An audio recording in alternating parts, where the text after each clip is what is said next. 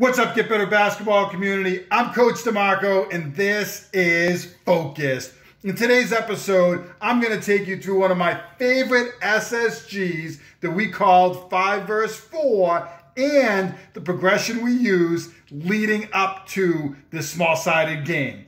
Really simple start. We had 5 offensive players on the perimeter. That's our 5 against 4 defensive players. Now, this works great for the defense because they have to work on their rotations, their scramble situations, and communicating when they're outnumbered, but it also benefited the offense because they had to learn how to attack when they had advantages against the defense, and they often would have them outnumbered because it's 5 vs 4. So every time there's a rotation, there's an opportunity for a skip or a drive and a kick, and the defense really had to work extra hard against these 5 offensive players. So it could benefit both the defense and the offense, which is why I love playing 5 vs 4, and we tried to do it in some form every day. We started off really simple in our progression. Step 1 for us was the rotations. We would pass the ball over to X2, and D2 would step up, and they would say, I got ball, I got ball, I got ball. So we would rotate them up. X1 doesn't have the basketball anymore, and now X2 has it. That would tell this D4 that they had to rotate out and get in position. That would allow our D1 to take a step back. Now, if you're a deny team, you could certainly have this player up and deny. If you're a pack line team, you could have them in pack line or the gap. Really depends on what you do. I'm going to have these players get into the gaps and rotate down, but you could teach it however you want that works for your team. Now, we would teach this D3 player that they had to rotate down into the paint, and what they would say when they got down into the paint here is, I got 2, letting their teammates know that they were responsible for these 2 players. If that ball got skipped over here, then this D3 would have to run out and cover, and on the skip, this player would have to start moving and do their best to rotate out here on the one more pass. That might create an opportunity for the offense to then drive against a long closeout. It would have our other players have to rotate in to help, and it would be a scramble situation. So that's just a simple rotation, and we would walk through this with our players. So that would be the first step for us when we were using this 5 vs 4. And the first day, we would teach that to our players. If we had a veteran team, we would just review it with our veteran team.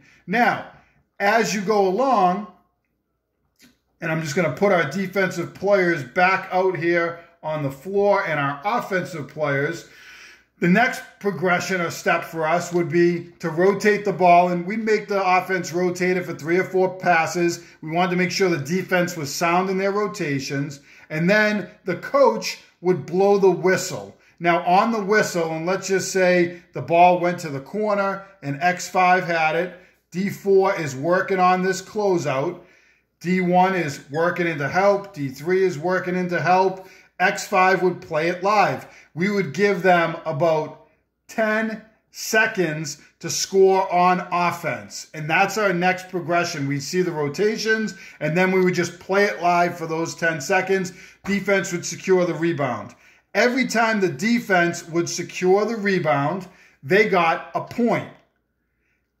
If the offense scored, then they got to go play defense. And the way you got points and accumulated points was on defense. So you got a point for a stop. You could get a point for a steal, which obviously would be included in the stop. You could do a deflection, a point. You could do all different things where the defense could earn points. The offense had to get in and score, or you could also do an offensive rebound. They get to go play defense. So we wanted to reward the defense. We wanted this to really hone in on our defense, but obviously, as I said, there were benefits to the offense as well. So that's the second step in the progression that we would use with our team.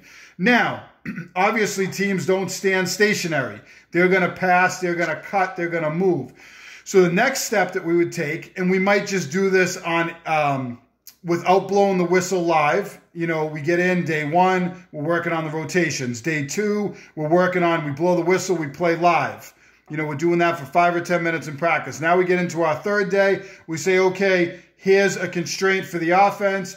They have to pass and cut throughout the whole possession. So now we might have a few passes. You know, you could rotate the ball stationary at first, and then you could blow the whistle and say, on the whistle, we're not going to look to score, but we're going to pass and we're going to cut through. So now that puts extra pressure on these defenders who then have to cut through with the offensive player.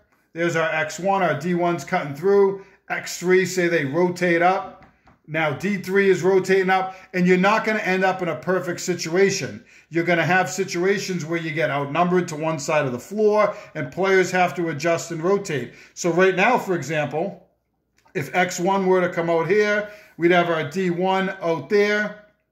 X2 has the ball. And now we know that our D4 would have to rotate over a little bit. They're about 2 passes away. Maybe they could be a little bit looser on this player, but they would have to rotate over. Maybe you want them a little tighter. Whatever you want to do. But now we have to be careful because we're outmanned, and this X4 could certainly cut down into the paint. So this player needs to keep their head on a swivel. There's some unique circumstances that come up when you're playing this game. So that's why I would have them stay a little bit tighter, keeping their eyes on X2. We had to get a lot of ball pressure on this player because as this player cuts into the paint, this player would have to get tighter, and they would have to help and get over here. But now that leaves this player open. So we would have to be creative as that ball gets rotated here and then here. This player rotating out. This player would have to sprint down and rotate in and take away the paint. So I'm not going to go over every single scenario. That's just one. And there's different ways to rotate. You know, it depends where players are.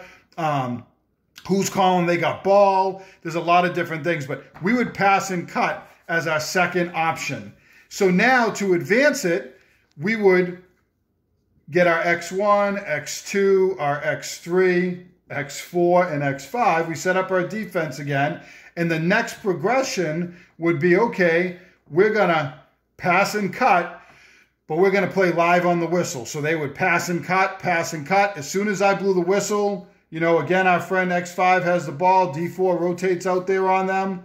All right, say X3 pass to them, and they're cutting through the paint. D3's rotating with them. Now, obviously, it's a cutaway, so simple teaching points like D3 does not have to follow X3 all the way out here because they're going to stop and help. So it's great for teaching little details like that as well. Obviously, keeping their eye on their defender. They could be talking with this 2 defender as to where they're going. Obviously, our 2 defender could creep into the paint as well with the ball being in the corner. So they're all communicating with each other as this happens. But with the pass and cut, again, we would go 10 seconds. When you get that ball and we blow the whistle and we go live, it's 10 seconds. So that would be a constraint for the offense.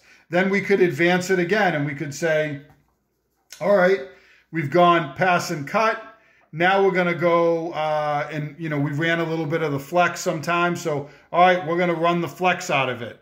And then you teach your team, they're playing 5-on-4, but they're playing against the flex. You could play 5-on-4, and it could be they have to run, I'm just going to put a P and R here, they have to run pick and roll. So any of those situations we would teach, we would rep it a little bit, and then we would blow the whistle and we would go live. Eventually, we would get to a situation where, as I put our players back out here on the floor, we would get to a situation where we would get to the full-blown SSG.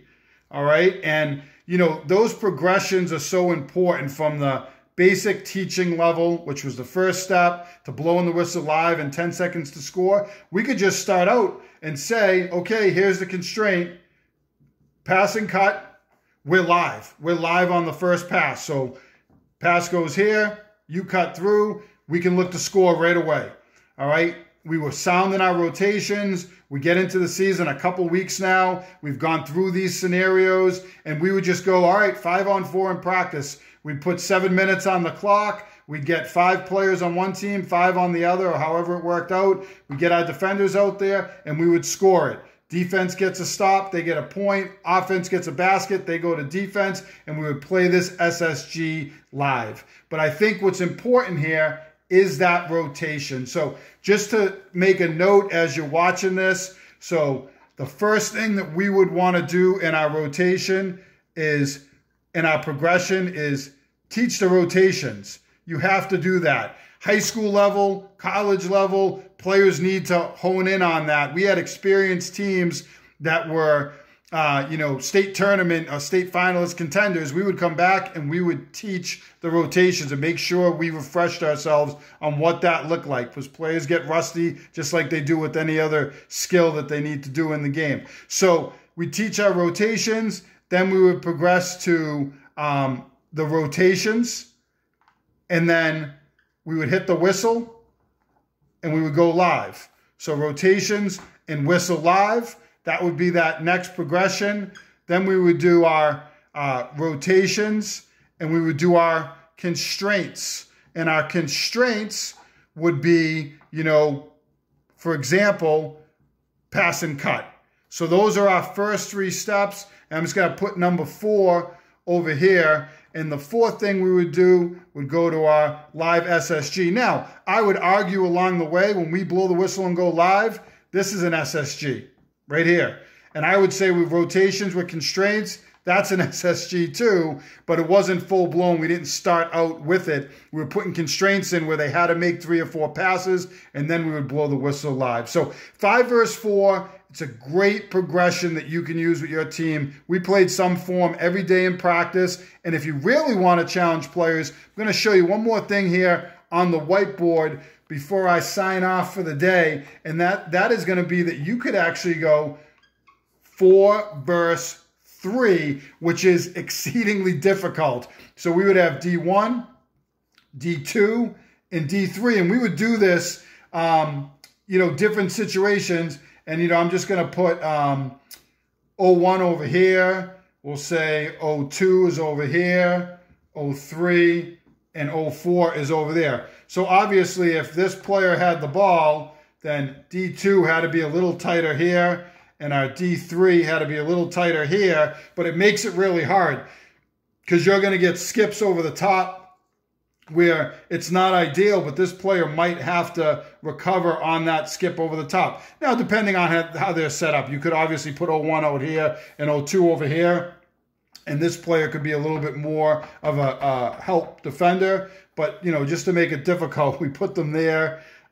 We put our 02 over here. So on those skips, this player could stunt and then recover, and you got players that got to sprint across the floor and got to try to get there and cover it. This player might have to go here. This player would have to rotate there. So it's really difficult. We would play 4 versus 3, and this is another progression you could do in 5 versus 4 too. Shots only. So we would say rotate the ball around, and then on the whistle you can shoot.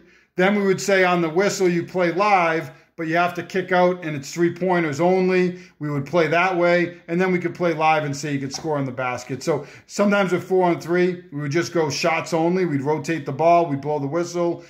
They'd rotate it, they get an open shot, they take it, and we go for the rebound. So this is a nice progression that you can use. This is really hard and will really challenge players. So as you go through 5 versus 4, you can incorporate some 4 versus 3 as well to really get after it with your players and your team. I know that you're going to love this small-sided game. This is something we use all the time. There's college teams that use it. There's some great videos out there of Michigan State playing 5 versus 4 and walking you through the rotations. So this is something that's used at all levels, and I know it will be great with your team. If you like this video, hit that like button down below, turn on your notifications, and make sure you subscribe to get better basketball on YouTube.